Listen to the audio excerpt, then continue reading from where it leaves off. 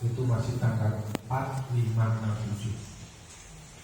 7. Ada beberapa hal yang perlu kami sampaikan kepada Bapak Kepala, Ibu Kepala Madrasah terkait pelaksanaan MBK. Mungkin kita seringnya komunikasinya dengan proktor atau teknisi dari MBK, jarang menyampaikannya kepada Bapak Ibu Camat.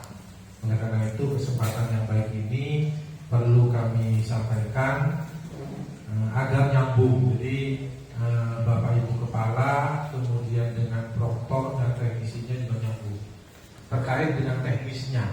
Jangan sampai semuanya itu diatur oleh proktor teknisi gitu ya, tanpa diketahui oleh Bapak Ibu Kepala bagaimana teknis dari pelaksanaan ANBK.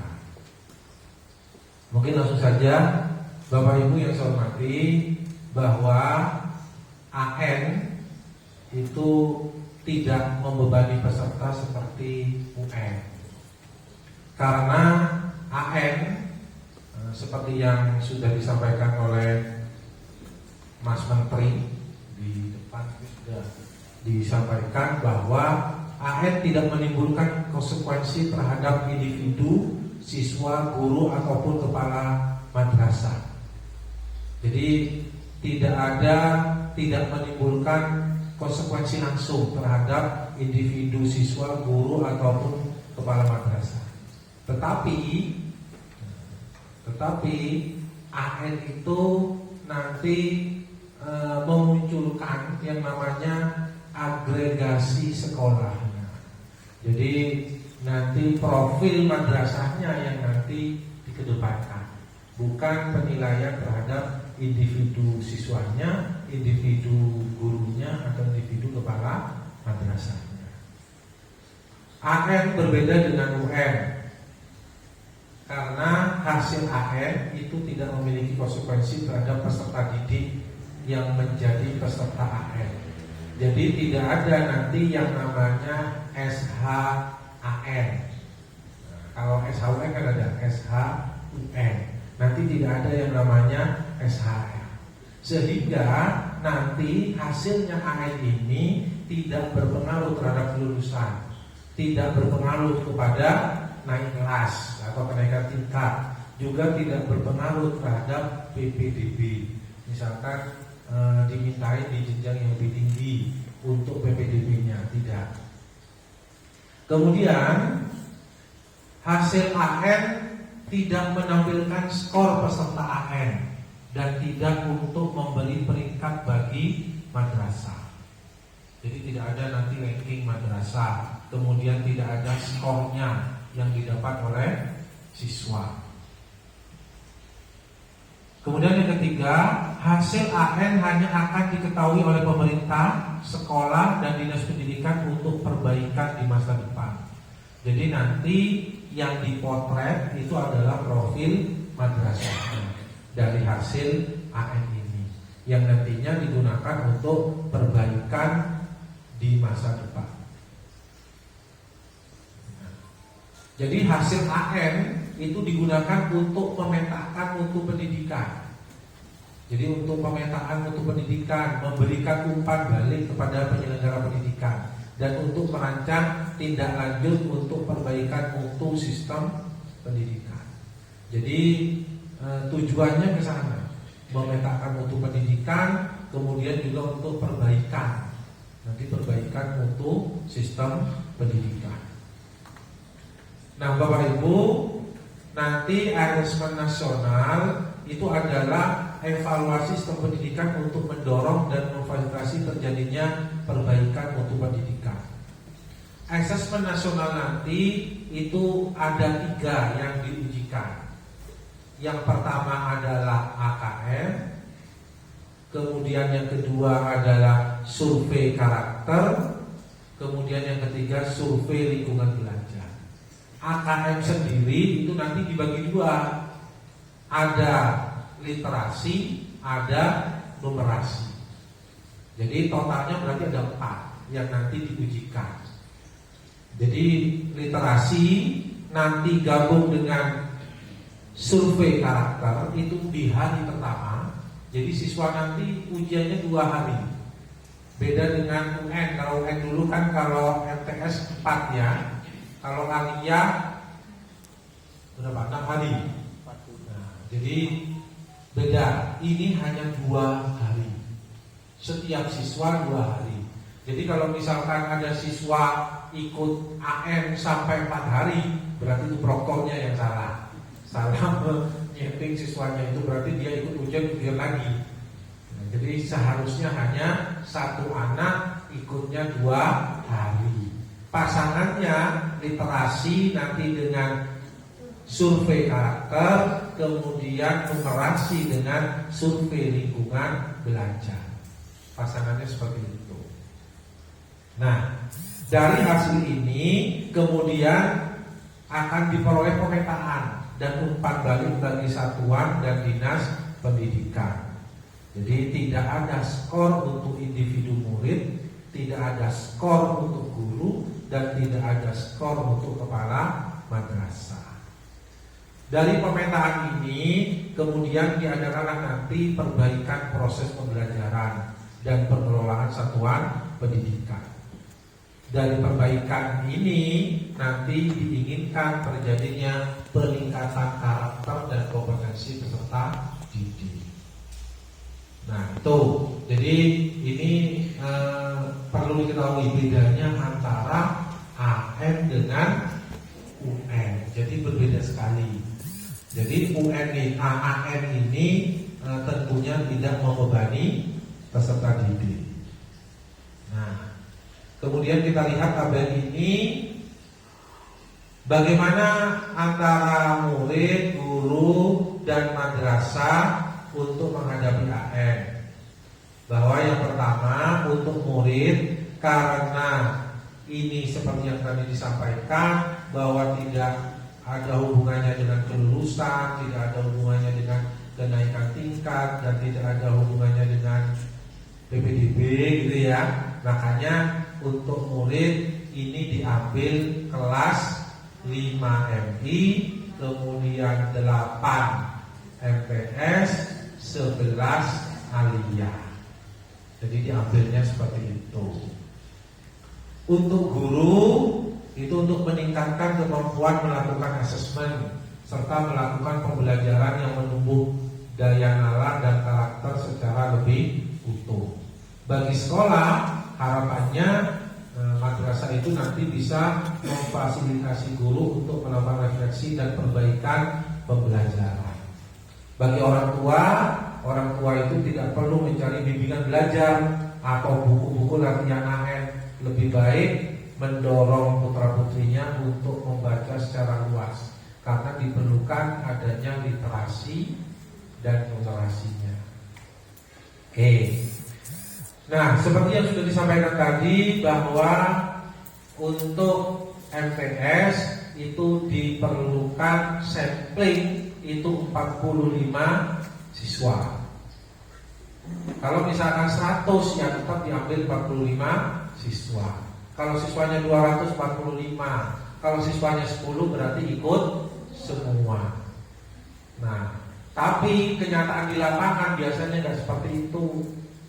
Ada siswanya yang 60 gitu ya, tapi ternyata bisa ketarik datanya di AMBK itu hanya 15. Ada seperti itu. Itu akibat apa? Konsekuensi dari pekerjaan emis dan verbal PD. Karena sumbernya data itu dari emis yang disinkron dengan verbal PD-nya untuk validasi NISN-nya. Kalau di situ ada yang tidak valid, maka akan otomatis tidak akan bisa terkirim menjadi peserta ANBK. Nah, seperti itu Bapak Ibu. Jadi data yang ada di saya, ada itu yang hanya ketarik 1 anak. Ya sudah, mau nggak mau ada MTS itu yang hanya pesertanya 1. Padahal sebenarnya ada 20 anak. Bisa ketarik 1 anak, ya sudah, mau nggak mau hanya melaksanakan untuk 1 anak itu. Kemudian ada lagi yang tidak bisa narik data.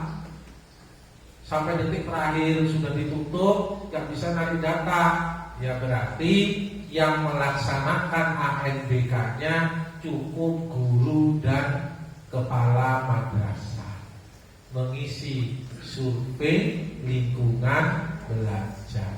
Anak-anaknya nggak ada yang ikut ANBK. Ya, jadi intinya semua madrasah itu ikut ANBK semua. Nah, tinggal diwakili oleh beberapa siswanya gitu ya. Jadi ada yang siswanya 45 semua, ada yang hanya 1, 2, ada yang 5. Ya, tergantung dengan validitas dari data yang ada di emisnya. Jadi seperti itu Bapak Ibu.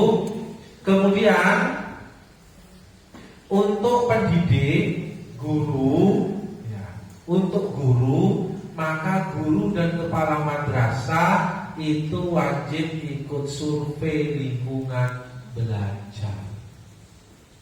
Survei lingkungan belajar itu datanya dari mana? Datanya kembali dari emis. Jadi sudah mulai sekarang apa-apa datanya itu mesti dari emis. Jadi ANBK datanya juga dari emis, nariknya dari emis. Termasuk survei lingkungan belajar, data gurunya dari emis. Kalau data gurunya di emis itu masih ada guru-guru lama yang sudah pensiun, yang sudah mutasi, dan itu akan ada semua nanti. Nah, dan itu harus ikut gurunya. Nanti monggo diselesaikan gimana gitu ya. Jadi untuk guru-guru yang masih muncul di survei lingkungan belajar, nanti bagaimana nanti Cak Iput yang menjelaskan untuk survei lingkungan belajar bagi guru-guru. Nah, itu Bapak Ibu. Jadi misalkan ada guru yang kemudian mengajar di 2 madrasah, ngajar di madrasah A, ngajar di madrasah B, maka guru itu harus mengikuti survei lingkungan belajar di 2 madrasah itu. Ya, dua-duanya. Ya, terus beda dengan siswa. Kalau siswa nanti kan harus di kelas gitu ya, mengerjakan ANBK-nya. Tapi untuk Bapak Ibu guru bebas, boleh menggunakan komputernya madrasah, intinya ada saluran internetnya, atau menggunakan HP-nya masing-masing. Jadi aplikasinya sudah kompatibel dengan Android, jadi boleh menggunakan Android atau komputernya madrasah. Oke, ini jadwalnya yang sudah saya sampaikan tadi, bahwa SMA atau aliyah itu sudah melalui kemarin simulasi sudah, kemudian gladi bersih sudah, kemudian tinggal pelaksanaan ANBK utama nanti tanggal 27 sampai tanggal 30. Nah, perlu diketahui Bapak Ibu, 27 sampai 30 itu bukan digunakan semuanya gitu ya. 27 sampai 30 itu terdiri dari 2 gelombang. Siswa boleh ikut gelombang pertama, bisa boleh ikut gelombang kedua. Makanya tapi nggak boleh satu siswa ikut 2 gelombang, nggak boleh. Jadi satu siswa itu boleh semilih 1 gelombang. Paling enak kalau misalkan satu madrasah hanya ikut 1 gelombang, kita selesai, gitu ya. Jadi gelombang 2 nggak perlu ikut. Itu juga perlu persiapan sarana prasarananya. Jadi ANBK berbeda dengan UNBK. Kalau UNBK kan hanya ada utama sama susulan. Tapi kalau ANBK itu ada gelombang. Kalau MI malahan ada 4 gelombang. MI. Jadi pilihannya banyak. Jadi tidak harus selesai 1 gelombang. Kalau MA sama MTS itu hanya ada 2 gelombang. Masing-masing gelombang ya 2 hari. Hari pertama sama hari kedua. Jadi kalau 27 sampai 30, 27 28 itu gelombang pertama, 29 30 gelombang Nah, penataannya seperti ini. Jadi ada gelombang pertama untuk aliyah itu 2728. Gelombang keduanya 29-30 September. Untuk MTS gelombang pertamanya 4-5 Oktober, gelombang keduanya 6-7 Oktober. Nah, inilah yang dijadikan sebagai acuan oleh dokter untuk menyusun penjadwalan sesi bagi peserta AN-nya. Nah, ini Bapak Ibu, untuk penjadwalannya itu seperti ini. MI berbeda dengan MTS MA. Kalau MTS MA itu ada 3 sesi. Masing-masing sesi kalau sesuai pos itu 1 server atau 1 ruang itu 15 klien atau 15 peserta. 1 server, 1 ruang dan 1 pengawas. Jadi 1 ruangan ada 15 komputer, ada 1 server, kemudian ada 1 pengawas. Itu maksimal ya, 15 itu maksimal kalau sesuai pos. Nah, MTS MA itu ada 3 sesi. Berarti kalau semisal jenengan itu siswanya 45 sampling, ya karena siswanya 100 misalkan ya, di sampling berarti 45. Boleh diadakan hanya 1 gelombang 1. Nah, berarti milihnya sesi 1 15, sesi 2 15, sesi 3 15. Berarti perlu pengawasnya 1 gitu ya. Sesi 1 1, sesi 2 1, sesi 3 1 pengawas. Jadi seperti itu. Di hari pertama nanti ujiannya literasi sama survei karakter. Sesi pertama jam 7.30. Sesi kedua 10.40 dan sesi ketiga 14.20.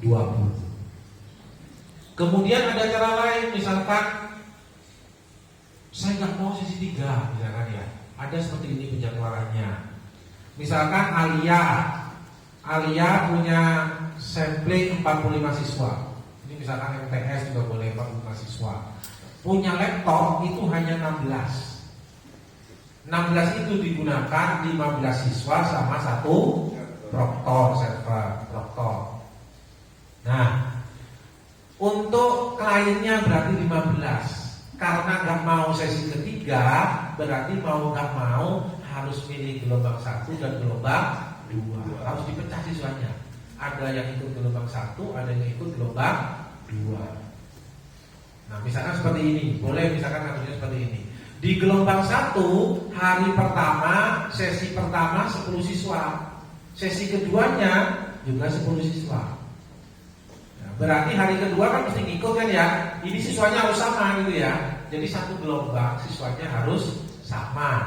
Berarti kalau hari ke-1 misalkan ada si A di sesi 1, maka sesi 1 hari kedua juga harus si A. Jangan pilih siswa lain lagi gitu ya, nanti membingungkan. Nanti siswa yang sudah ikut gelombang 1 tidak perlu ikut lagi gelombang 2. Nah, boleh seperti ini. Sesi 1-nya 10, sesi 2-nya 10.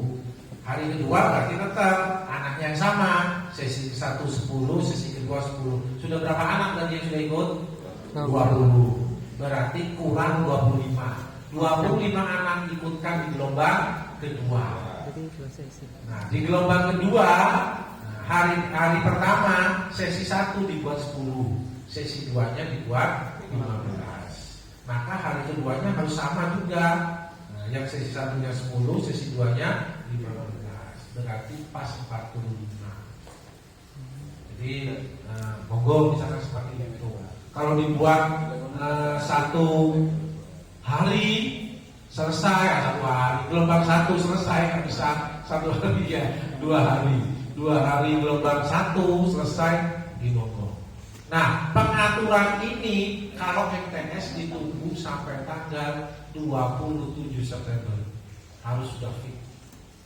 pengaturan sesi server.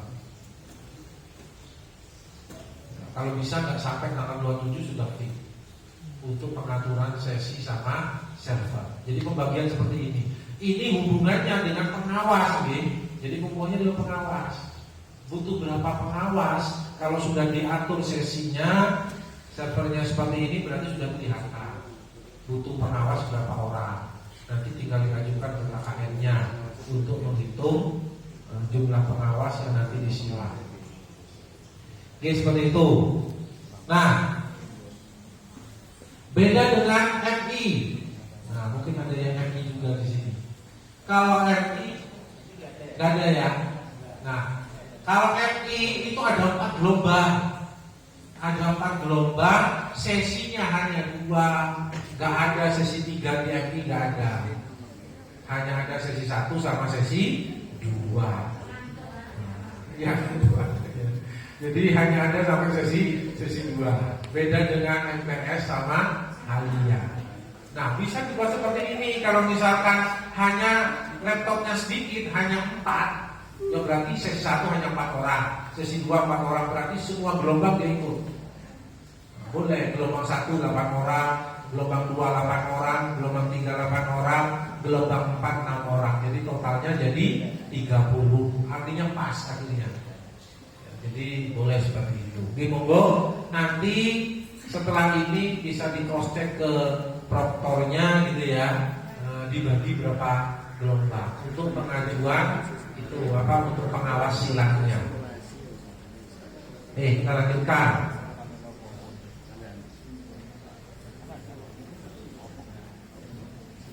Ini dilewati saja. Saya langsung ke teknis ANBK.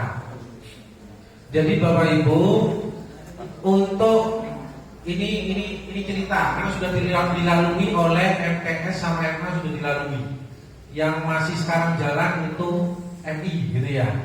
Jadi sebenarnya operator jenengan itu sudah melewati banyak tahapan kemarin itu. Sudah kita pandu dari tim helpdesk itu.